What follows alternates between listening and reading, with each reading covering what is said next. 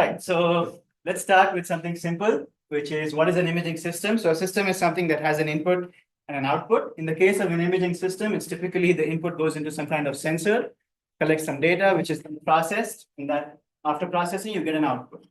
So one example of an imaging system is the imaging radar, where the sensor is a radar system like this, and you have some signal processing that you do on the data. You start with, let's say, an image like this, where you have a mannequin in a hoodie. You take an image with the radar imaging system, and you can see a concealed handgun. Right, so that's one of the big applications of imaging radar systems is concealed weapons detection. Why do we need them, or why are they useful? They have three key properties that differentiate them from other weapons detection systems. So one is that they use non-ionizing radiation. They can operate over long ranges, 2 to 3 meters, or even longer than that. And as we'll see today, they can actually be fairly low cost. So if we take this example of concealed weapons detection and we see, okay, what kind of system level requirements do we need to get this kind of high resolution imaging? You can see that, for example, in this case, you have a 1 meter by 1 meter object. You want a resolution of, let's say, 1 millimeter. That comes out to about 1,000 by 1,000 pixels. And you can show that to get 1,000 by 1,000 pixels, you need approximately an array that's about 1,000 by 1,000 in size. So there are three different technologies to make these kind of arrays. The first is phased arrays, where each element, in fact, of this array, physical array, is a transceiver, a radar transceiver itself, and it has a phase shifter inside it. The problem with this, of course, is that if you want to make a 1,000,000 element array with $10 per element, that comes up to about $10 million. So that's very expensive. But the upside is that it's very fast, right? Because you're creating a real beam in space and scanning it, so you don't have to do any additional signal processing on top of it. The second option is to use a MIMO radar system, where you have, instead of 1,000 times 1,000, you have 1,000 plus 1,000 elements.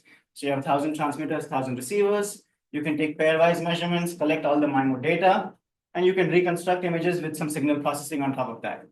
So of course, this is cheaper. It's only $20,000, roughly speaking, but it's not exactly real time. You need to collect all this data and then do a lot of processing on top of that. The third option is synthetic aperture radar, or SAR, where you have a single element that's moved from point to point and you collect data over this entire aperture mechanically. Of course, it's very cheap because you only have a single element, but it's definitely not real time because you have to mechanically move this thing and then also do signal processing on top of that. So if you kind of plot these three different, broadly speaking, technologies on a cost-speed trade-off axis, where I have normalized cost with resolution, you can see that phased arrays is sort of on one end, where it's very expensive, but also very fast. Synthetic aperture radar is on the other extreme, where it's very slow, but also very cheap, and MIMO is somewhere in the middle. Currently, all existing imaging radar systems lie along this XY trade-off between cost and speed. So when we looked at this, when I got started with my PhD, we said, okay, this is probably the hardest problem in imaging radar system, is to break this trade-off. How can we solve this problem? That's what we tried to do during my PhD. I don't know if you can see sort of the gray box, but there's like an arrow there. And the whole idea is to move all these applications to this corner so that we can really make these things ubiquitous. So the idea, the big idea that we introduced is called affine synthetic arrays, which I'll describe today. Before I go into that, I wanted to spend some time and show you sort of a sneak peek of the different imaging results that we have with all the systems that we've developed. So that after this, if you get bored, you can just kind of skip all the details and just focus on maybe these cool results. Okay, so 4 different applications. Automotive radar. This is a T-junction intersection at FXB building. We placed our radar system sort of down here. And then we actually took a real-time video with the radar system. So you can see 3 vehicles approaching the intersection. You can see some pedestrians kind of crossing the crosswalk over there. And then you can see the bus kind of taking a right turn, right? So this is, I'll show you how the system works. It's kind of low cost, very high speed, very high resolution. This actually has LiDAR level resolution. Next is, for those of you who know what this is a floppy disk. And you'll see that indeed it's called a floppy disk because it has a disk inside it. And we'll see you can do non-destructive testing using imaging radars as well. So this is a very high resolution system that we'll talk about. Then we also showed that you can do standoff detection at very low cost. So this is a mannequin with a hoodie again. And there's a gun, it's standing at around 3 meters away. And if you take a radar image, we'll show that a very low cost system can also detect weapons. And lastly, another low cost system that can detect, let's say, a handgun inside a box. So you take a radar image, you see that, and we'll do a lot of signal processing to get there. So that's basically the main problem and the results. So this is the outline for the rest of my talk. Next, I'll introduce this big idea of affine synthetic arrays. Then we'll see how to take that idea and make it a practical system. And we'll solve many engineering challenges along the way in antenna design, in CMOS electronics, and also in signal processing. And at the end, which is probably the best part of PhD defense, is the conclusion. So, okay, let's get started. What is affine synthetic arrays, right? So let's keep it simple. If I take a single horn antenna, it has a phase center from which these spherical waves come out in the far field, right? If you look at it from the front, you can see sort of this red dot is the phase center. If I look at a synthetic aperture radar, essentially what you're doing is you're moving this horn antenna from point to point and collecting data from different locations, right? And you're creating this sort of synthetic array of phase centers, essentially. So when we looked at this fundamentally, we said, is there a way to create the same data set of these phase centers without having to mechanically move this horn antenna and all the big backend electronics behind it? So essentially what we want to do is this. We want to keep the electronics fixed, and we only want to move the phase center, right? So how do you do that? The solution we came up with uses essentially geometrical optics. You have a horn antenna, you have the phase center out there. I can place an ellipsoidal subreflector. Since it's an ellipsoid, it has two foci. If I place one focus on one phase center, you can show using sort of geometry that the other focus has another phase center because all these rays have the same path, right? And then I can place another reflector, and that creates an image of that second focus. And I get a virtual phase center essentially as a third kind of phase center of this kind of system. So what we've done is that using this kind of two reflectors, we've taken the phase center and the radiation pattern of my horn and translated it to a new location. And you can show that that translation is essentially an affine translation, and that's why it's called affine synthetic arrays. So in 3D, this looks something like this. You can take a look at the animation while I'm taking a sip of water. Okay, so you have the ellipsoidal subreflector, you have that big conic reflector, and when this thing rotates, you get this nice synthetic array of virtual elements. And the idea behind this is that if I can rotate this subreflector very fast, you can probably do it much faster than having to mechanically move the entire backend electronics. And that's what we'll solve as one of the engineering challenges, right? That's the basic idea of affine synthetic arrays. You can move this cone back and forth to create rings of different diameters. With that, you can create essentially a 2D virtual array from which you can do synthetic aperture radar. Okay, so this is a hard problem. It's a big system level problem. We need to first design the antennas. Then we need to design the backend electronics. And then we also have to solve this problem of trying to reconstruct images from circular sparse arrays, right? So that's what we'll do next, is look at the engineering challenges. So my research essentially has lied at the intersection of electromagnetics, circuits, and to some extent even signal processing. And that's where imaging systems kind of lie. To solve hard problems in imaging systems, you really need to attack it from all these three different directions. So that's what we'll do next. We'll look at the engineering challenges one by one and solve them. And that's what led to all of the body of work of my research. Let's get started with antenna design. Okay, so what's the first thing we need to do? We need to make a reflector that can be rotated at very high speeds, that you can operate at, let's say, 300 gigahertz, and something that can be low cost because we want to keep the system cost low, right? So we have, let's say, a reflector like this. What we didn't show actually, you can show this sort of undergraduate mechanical engineering course, is that if you want an asymmetric body to be rotated about an axis at very high speeds without any wobble, you need to satisfy two conditions. The center of mass has to lie on the axis of rotation, and the largest principal axis of inertia also has to lie along the axis of rotation. So we set this up as an optimization problem. We use 3D printing to print this reflector. So we added basically this balancing structure to satisfy those two conditions. We have some parameters that we sweep over to satisfy the optimization problem. And we fabricated it. And then we metallized the surface to act like a reflector. And there's a kind of a cool metallization technique we use to make it work up to 300 gigahertz. Okay, so this is what the system looks like. You have a reflector, you have a radar on the bottom, it hits the reflector, and you have a beam that scans now around, right? So we said, okay, can we use this for automotive radar? Because this is kind of what LiDAR does. So then we said, okay, how do you actually design a reflector that gives you the right beam for automotive radar? You want a very narrow azimuthal beam width so that you get high resolution in azimuth, but the elevation can be slightly broad so that you don't miss targets in elevation. So we designed an elliptic toroidal reflector with 4 degrees of elevation beam width and 0.4 degrees of azimuth beam width. And the two-way beam width, the radar resolution essentially is about 0.3 degrees. And that's actually comparable to LiDAR systems, which is around 0.1 to 0.5 degrees. So these are the measurement results of the reflector itself. You can see in elevation, the core and cross pole results are Grebe simulations. Same with the azimuth beam width. Moving on to the imaging results, this is what I showed you in the beginning, where you have the three kind of vehicles approaching, people crossing, and the small dots that you see here, those are actually the poles, the lamp posts on the street, right? So in this doesn't show you very high resolution, but this is another image of the GG Brown parking lot where I placed cars using a Google Map image and edited it so that the cars are in the locations where the cars were that day when I took this radar image. So some of the cars may look kind of like off, but that's the reason. And on the right, you can see the image. And it's really, really cool because you can actually see the bushes, right? In the radar image, you can see the curb, you can see sort of the mulch mounds and all these small fine features. And this is actually, I would say, state of the art in terms of what you can achieve in high resolution imaging for automotive right now. Okay, so going back to the dual reflector problem, we kind of solved how to rotate this reflector at high speeds, but we now need to talk about how to make the entire dual reflector antenna system. So I'm going to skip the details, but essentially we fabricated this, we designed it using 3D printing and sheet metals, and we used basically a belt coupling so that you can pass the horn through the axis of rotation. So I spent about 6 months, although it just takes like half a slide, in fabricating this. The system. So we fabricated it in-house. So that actually shows you the amazing fabrication capabilities we have here, which was really, really cool. So we got a quote to fabricate this. It was $12,000. We ended up fabricating for $50, right, including 3D printing and sheet metal. So it was really, really cool.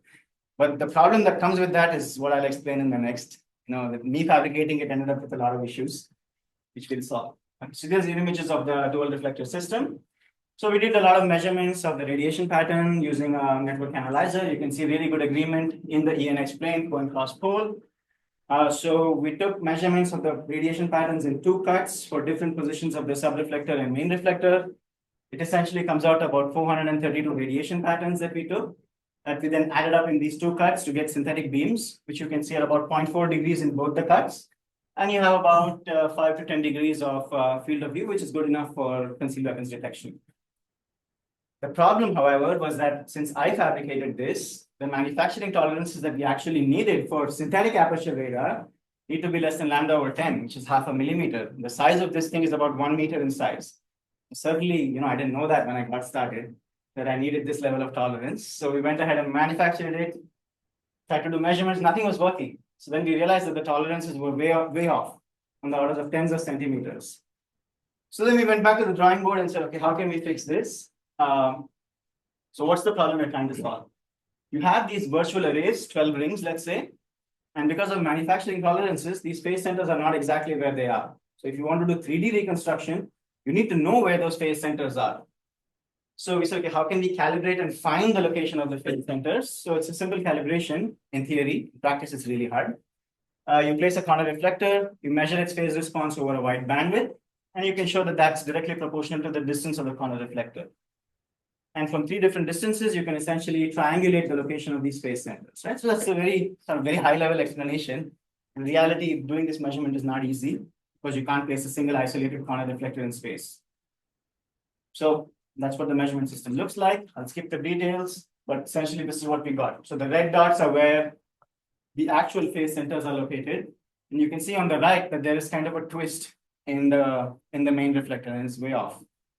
So once we have these phase centers, after we calibrate them, then you can do imaging essentially, and that's what we've done. So these are the results I showed you earlier of a concealed handgun under the hoodie.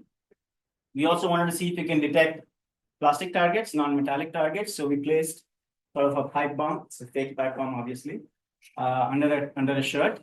And we took an image, this is the cross section on the side. You can see the pipe bomb kind of sticks out of the body. And if you take range cuts, you can see it. And then you can see the body with a slightly different texture as well. So these are sort of preliminary results to show that this whole concept of affine synthetic arrays can actually work. We are still very far away from a practical system. To make it practical, the next thing we need to talk about is the backend electronics. So how do you make low-cost backend electronics that are reliable and that have really good imaging performance? And there are 3 things you need to keep in mind when you want to make sure that you have a good circuit for imaging, and that is phase, and phase. This is the only thing that matters when you want to do imaging. We have phase noise, phase linearity, and phase coherence. So to have a really high coherent, a good phase coherence of our system, we started with super heterodyne architecture. We have a transmitter and receiver. They go out and they mix to a single IF at 5 gigahertz, and they mix with a third source, come down to baseband. The problem with this, however, is that these three sources on the bottom are not phase coherent. So to make them phase coherent, you can try to lock them with an external source, but that still doesn't give you long-term phase coherence if you want to do imaging. So to fix that problem, what we did is we said, okay, we'll take copies of these signals and first mix the transmitter receiver and then multiply up.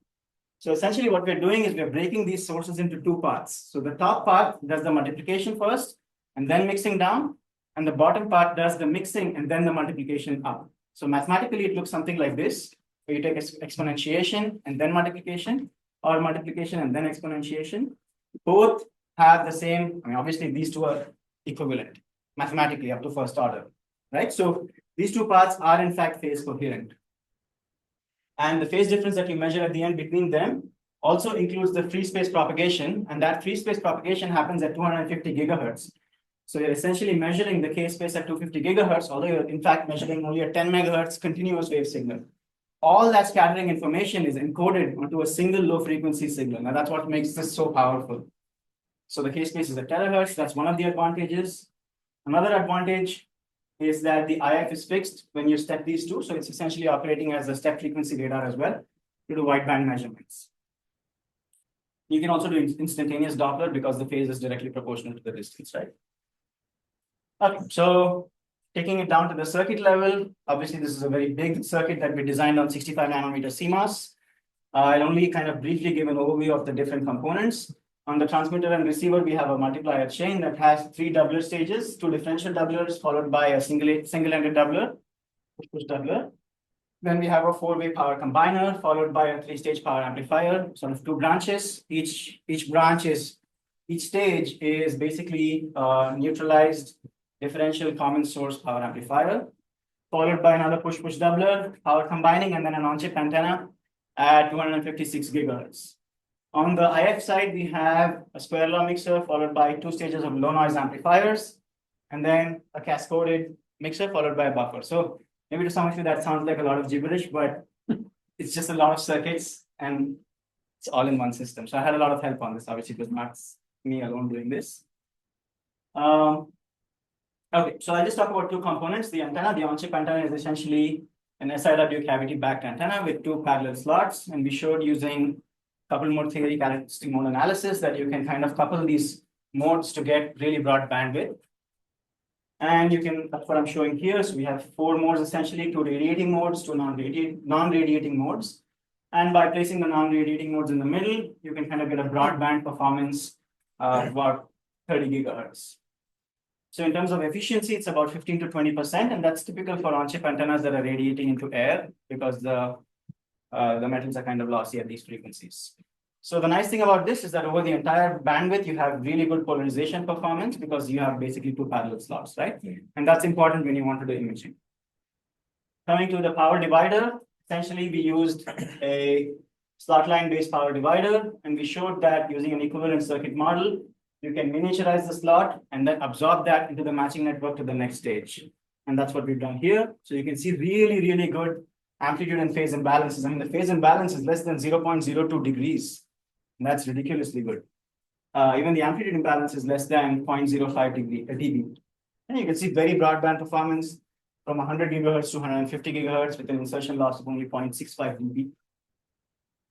Okay, so coming to the measurement results, EIRP is about -2 dBm.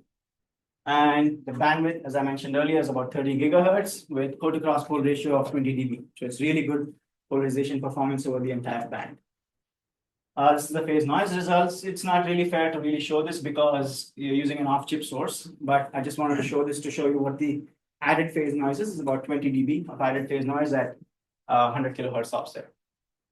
Now, coming to the receiver performance, we have the noise figures around 20 to 25 dB over the entire band. That seems very high, but that again is somewhat of a typical problem in doing mixer first architectures because the mixer is very lossy. So that's essentially the loss of the mixer. Okay, so this is the chip micrograph. And after struggling with chip design, when I hate it, I look at this and I say, wow, this is the most amazing technology on the planet, right? Is to put an entire radar system on just 1 millimeter by 1 millimeter of sand, essentially. So that's what kind of motivates me to do chip design, after a tape out. Anyways, so that's the transmitter and receiver. This is the TSMC process.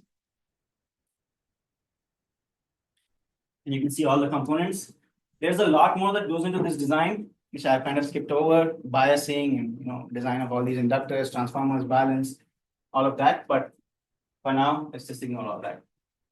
Okay, so this is the system. You have transmitter receiver with a sort of 77 millimeter baseline to do the imaging.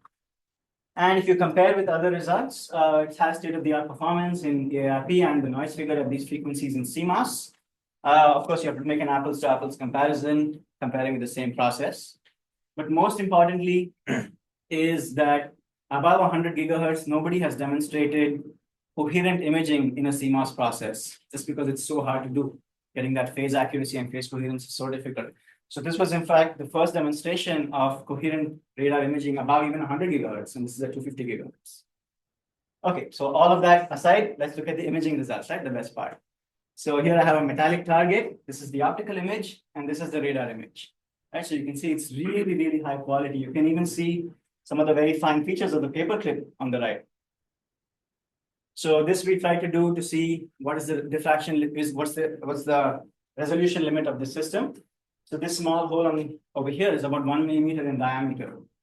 And you can even resolve that pretty clearly. So the resolution, the diffraction limit of this system, lambda over 2, is around 0.7 millimeters. So it is indeed a diffraction limited imaging system, which means that phase accuracy and phase coherence is really, really good, right? Especially over a long period of time. I showed you this result earlier of the floppy disk, but my favorite result is of this guy. So that's what the image looks like. And you can see some really fine features in this. If you do a side-by-side comparison with the 3D printed gun, so this is 3D printed and metallized. I'll just show you one region where you can see even the kind of layer lines of the 3D printing. Right, so this is, I don't know, it looks almost like beyond diffraction limited. I don't know how that's possible. Guess Jeff can answer that question. But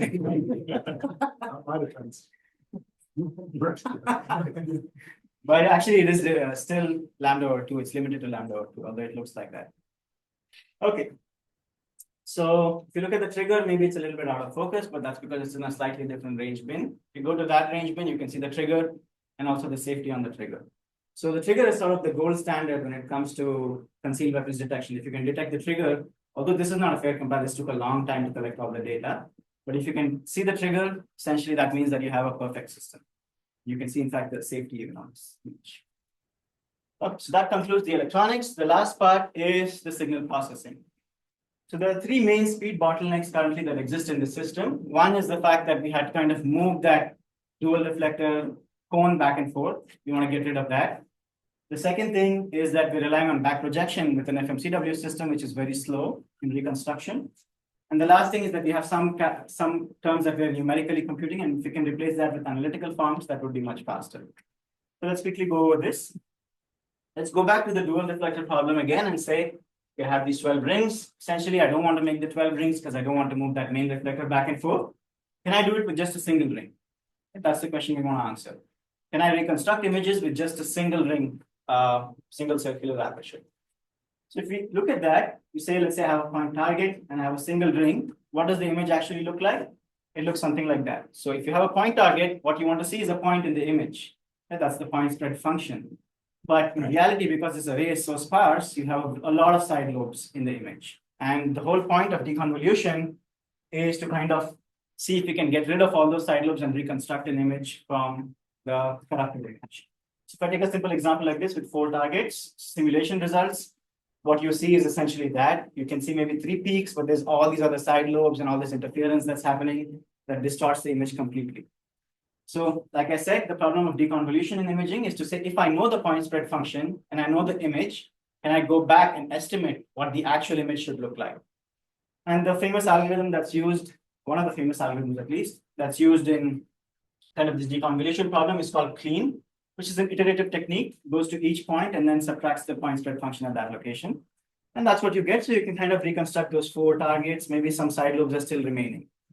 So when we first looked at this, we said we can actually do better than clean. So we can do a double recursion to to also decorrelate pairwise targets one at a time. And we came up with what is known as the Saturn algorithm. You can see that the image over there, side lobes pretty much completely disappear. And just to show you this is actually real, if I increase the dynamic range to -50, you can kind of see some remaining side lobes left over. And the reason is that there are some convergence tolerances you set, depends on how accurate you want this to be. Right, so this is simulation results. So we ran some Monte Carlo analysis to see Saturn, which is our algorithm, versus clean versus back projection. And it's about 10 dB better in terms of the dynamic range for even a large number of targets in a given range. So of course, because it's double recursion, Saturn is slower. So it's quadratic in number of targets, whereas clean is sort of linear. But we'll deal with the speed issue when we talk about how to actually reconstruct the point spread function very fast. So again, simulations aside, I wanted to see this in experiment. So we set up a different experiment to see this in measurements. So we have basically used our patch antennas over a big ring. And we collected the data in both SAR and MIMO mode. I'll just show you the SAR results for now. So I have 7 different targets. These are all point targets of different sizes. On the left, I have back projection, where you can see maybe 2 or 3 targets. But using Saturn, essentially, you can reconstruct all those point targets. Right? You can actually see even their amplitudes are corresponding well with the size of the targets. Okay, so that gives us some hope maybe that there are ways to reconstruct images with just a single ring. It doesn't fully solve the problem yet, because that was kind of a sparse array, sparse targets, but there is hope. The next problem we want to address is with FMCW radar. So FMCW is frequency modulated continuous wave radar, very popular at terahertz frequencies because the IF frequency is very low frequency. How does it work? You send a chirp signal, hits the target and comes back. You mix the original signal with the delayed version, and you get a nice sync function that whose frequency corresponds to the distance to the target. So in reality, that's fairly simple, but in reality, it's a little bit more complicated. You have a phase error term. And as I said in the beginning, phase is everything when you want to do imaging. Right? And that phase error, when it propagates, you get delayed, gets delayed. And when you mix, you essentially get this phase error term in here. And removing this is very difficult because it's target dependent. It depends on where the target is. So unless you know where the target is, you can't remove it. But to remove it, you need to know where the target is. Right? So it's a hard problem. And part of it has been solved at lower frequencies. So what we did is we took that solution and moved it to sort of millimeter wave. So we came up with a simple 2-point calibration from which you can estimate epsilon of t. And then you can do a d-skew filter to remove the other terms. And you get back this nice exponential function. For a band limited system, this is a sinc function. Okay, so coming to imaging now, once we have this nice clean signal model, that's your Green's function of your integral. And the whole point of imaging is to say I have my target reflectivity F, I have my measurement matrix SB. How do I invert this such that I can get from the measurement matrix the target reflectivity? That's the whole idea of imaging, right? So this has also been done before, but we brought it to FMCW. It has been done in step frequency radars. So we do a plane wave expansion, we reorder the integrals, and you can show that essentially your target reflectivity and your imaging your target reflectivity and your measured data are related with Fourier transforms. And you can invert them using essentially FFTs and a 1D non-uniform FFT.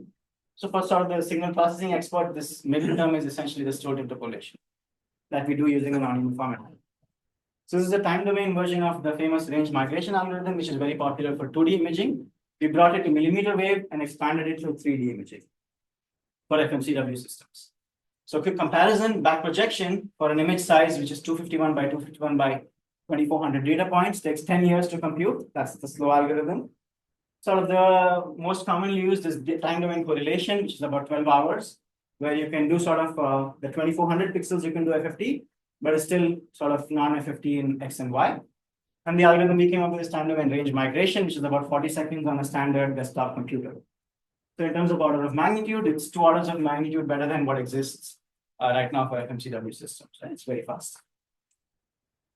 Again, experimental work. So we set up an experiment to do this. We collected data over an XY grid with an FMCW system. I'm going to skip the details of the system. That's our famous Michigan M. And that's the image. And this image was reconstructed in 40 seconds, as I said, 3D image. And although I'm showing only one cut. When I first looked at this, I said, okay, the M looks very nice. I was staring at it and staring at it. And I looked at it even more closely. I started seeing some faint things out here. So then I said, okay, let me change this to dB. When I changed it to dB, I could even see the tape, the paper tape, and even the foam pedestal. Right? The whole point of using foam pedestal is so that you don't see it. But the fact that you're reconstructing from such a large data set, you have this huge processing gain that can even detect foam. And that's essentially trying to find needle in a haystack kind of problem, right? Okay, so we've solved this fast reconstruction for a 2D array, but of course that is because based on FFTs, it depends on the geometry. Originally we started with saying we want to reconstruct for a circular array. So then we wanted to say, okay, can we also reconstruct circular array, the circular array imaging using fast algorithms? I'll go through this fairly quickly, but essentially we also kind of did this. Some of this work was already done. We brought it again to millimeter wave. So you have your Green's function, your target reflectivity, and your measurement matrix. You can take these Parseval's identity, go to k-space, and then you expand these out. And you can show that essentially they're related by a 1D convolution and a shift varying system, which can be inverted by just inverting the kernel of the shift varying system. And the kernel happens to be unitary for certain reasons, so it's very easy to invert. And inverting the 1D convolution, you can do using a match filter essentially. And finally, you end up with just a 2D non-uniform FFT. So since most of these matrices can be pre-computed, you're essentially limited by the speed of this 2D non-uniform FFT, and that's n square log n square. So this is what we call time domain wavefront reconstruction. Again, comparison with back projection, and this is the only algorithm that exists for sort of circular arrays in FMCW. Our algorithm is about much faster, 22 hours versus 8 seconds. So in terms of order of magnitude, it's about 2 orders of magnitude faster.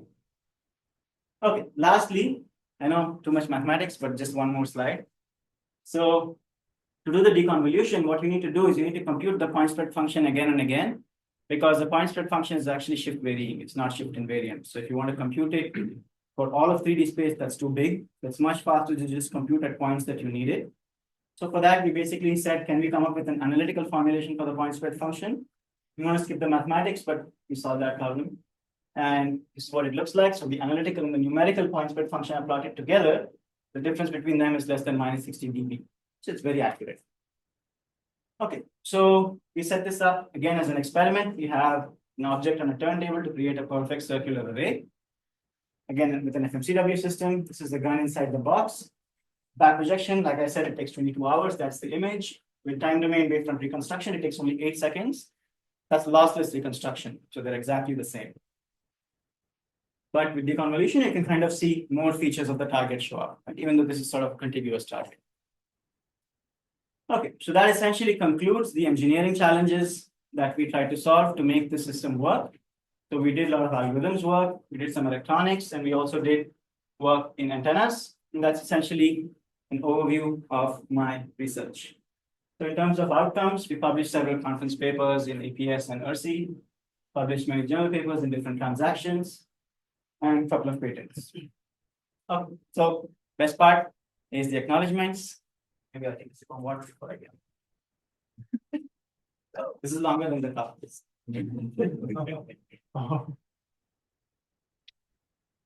Okay.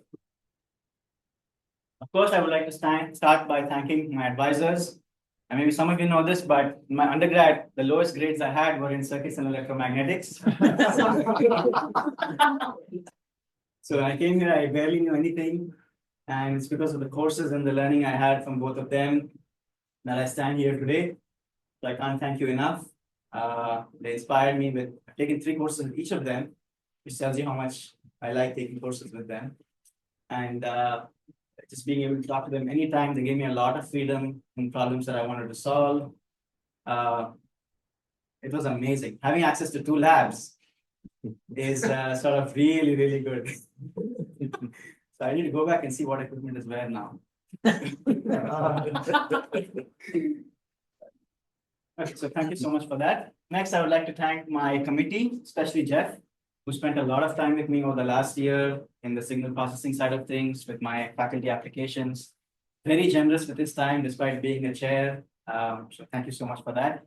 And the rest of my committee, Tony, Bogdan, and Mike. Mike couldn't be here today, but Tony, I know I haven't taken any courses with you, but I've learned a lot from your students, I should say, which you will see. Many of these students were actually my mentors even when I got started. So I wish we can work together in the future. Bogdan, I guess we haven't really spent too much time, but thank you so much for being part of the committee and being very active, helping. Okay. Most importantly, from the rest of my acknowledgements is Deep. I mean, he's like a lifeline to me, honestly. Every time I needed something, I just go knock on his door. I think he, at some point, you can kind of see it in his eyes. Okay, why is this guy back here? But he never shows it in his face.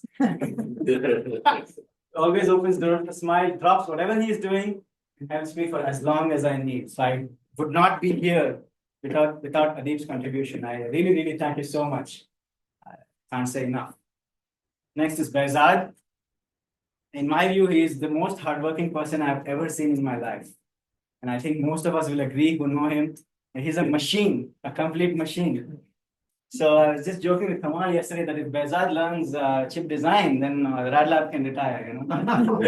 He just do everything. We are trying to keep him away from it. So thank you, Behzad. You've been a mentor to me too. I wouldn't be here without you. Okay, other faculty that I've worked with and taken courses with, Aline, Amir, Ted, and Robert from the math department. Hardest class I've ever taken is with Robert, and it's bittersweet when I look back. That time it was a struggle. That was great. My undergraduate advisor, Professor Sumit, he kind of was the reason that I actually got interested in research even. When I was an undergrad, I kind of had no interest in research.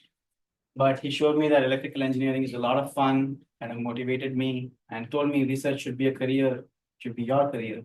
And that's when I started taking it seriously. So that was very late in my undergrad. So I'm very grateful to him. Of course, the staff at EAPS and RadLab, Michelle, Kim, Kristen, Erika, and Joel. Michelle and Joel especially, I mean, they've answered my emails at 11 in the night. Joel has fixed problems with the server at 1 in the night. But at 10 in the morning, it's hard to get him. But when you're needing, he's available. So Joel is great. I've had a great time working with him. Many friends over the past 7 years, of course, several generations of students, of course, that I've interacted with. I put this slide together in the morning. I'm not very good at taking pictures, so they're all headshots. Sorry about that. So some of them have been my mentors, very close friends. Yeah, basically, essentially all of that lab. And if I missed some of your pictures, it's just because I was in a hurry this morning. Sorry about that. And of course, you know, Rad Lab is home to me over the past 7 years. It's really a special place. Since I've gone out a little bit now and seen other places, it is very special being here. So this is the not so secret general club that we started several months ago, which is sort of one of the most amazing things that we've done over the past couple of years. And many of my friends, starting with Duncan, you know, trip to the Rocky Mountains and getting giardia from drinking pond water. Oh. Almost. We thought it was giardia, but it wasn't. So Bobby, who's from neuroscience, we had a lot of discussions about that. And going for conferences with a bunch of my friends. You can see Asan in the back. There's another funnier picture which I did not include. They're on a carousel here on the right. And then Yash and me went to Sleeping Bear Dunes. This was in the night, sort of in the evening. We said, okay, let's go down the dune. And once we went down, it took us like 2 hours to come back. So that's our happy faces at the bottom of the dune, not at the top. Morteza. Some of you know what happened here. So he took a bet that he'd eat a whole tablespoon of wasabi for $100. This is his face. 200? Don't say who suggested the. Who suggested that? He paid though. Did you pay? Yeah, I just went to ATM right after the food. I felt so bad. Was crying for 5 minutes. For getting his money or what? This is a picture before. I'm not going to show you the picture after. It's a bunch of sweat and tears and redness. Lily, my very close friend, who wore my antenna as a Chinese hat. So this was some of the early version of my phone. And he said, okay, let me wear this. So that was a funny moment as well. And Jim, he came for my wedding in India. He tried every outfit in the store, and he was best friends with all the store managers. That was a lot of fun. And Duncan, Trevor, and Jim came for my wedding. Of course, others also came, but this is a cool picture of the 3 of them at the wedding. And Zach and Grace, who we've gotten very close to over the past few months. That's been great. So this is the first time I went home after about 3.5 years because of COVID and everything, and saw my family. It was I surprised them. I remember the expression on their face. They didn't know I was coming. My mom, who came to visit me in the US, and stayed with me for a while, and my sister also, who came and stayed with us in our house. This is a picture of all the people from America who came for my wedding in India. We had a great time. I guess some of you are here today. And of course, Duncan and Hannah, who I've been very close to. Today's Duncan's birthday, so you all can wish him. But yeah. So my cousins and my relatives in California on the left, and my sister-in-law and my brother-in-law who visited us from the UK a couple of times because both of us doing PhD, they had a sympathy to come here rather than asking us to come there. So they would come here in the morning and evening, we would spend time with them, and in the day they would kind of explore Ann Arbor. So I'm very grateful to them to give us that company. So this is sort of my family away from home. My sister-in-law, brother-in-law, Abhijit and Rini, who traveled Michigan, Chicago, parts of the US together, which has been great. And as I said, my family away from home, Abhijit and Rini. Abhijit has been not only a great friend, he is a professor here now at Michigan. He was a PhD student here in the cancer biology, my wife's advisor as well. And he is like a mentor to me scientifically as well, helped me a lot in understanding what is science, what is research. And he's one of the probably the most brilliant scientists I have met. And on the right, they had a baby a week ago. So it's only 7 days old, Miran. So it's a new addition to our family. These are my in-laws, my mother-in-law and father-in-law who are here today, and brother-in-law and sister-in-law at our wedding. They're my wife's grandparents, my wife's grandfather, who I'm very close to now, who is also an engineer, very inspiring. He's also an inventor. He has several patents. My father's parents, who are farmers back in India, but very close to heart. I grew up with them, and they're old now, but try to spend time with them when I go back. And my mother's parents, who are no more, but my grandfather, he is an electrical engineer. He's the one who taught me mathematics, physics, and science when I was young. He got me interested in this. And he was sort of my inspiration to become an engineer and scientist at a young age. My aunt, who is like my second mother, who has supported me my whole life. And of course, my family, my parents and my sister, everything I did kind of moved me away from them, but they supported my dreams and never questioned me for not speaking to them as often or not visiting India as often. So I'm very grateful to them. Lastly, my wife, who I met 15 years ago. You can see on the left when we were in high school. And on the right, a couple of years ago. She has been my biggest inspiration, I would say. She's also a PhD student here. I can sum up my PhD by saying that it's essentially me trying to work as hard as her. I come home at 5 o'clock, she's not home, so I go back to the lab. Thank you. So it's just me trying to keep up with her. So, of course, she's the light of my life. So, yeah, great time at Michigan. Can't forget these years. It's been a great time. So, thank you all for coming today. And one last thing is that I'm moving now from Michigan to Berkeley. So, if you ever come to San Francisco, you should come visit me. Give me a call or send me a text. You can have my number, and I'm happy to host you there. So, thank you so much.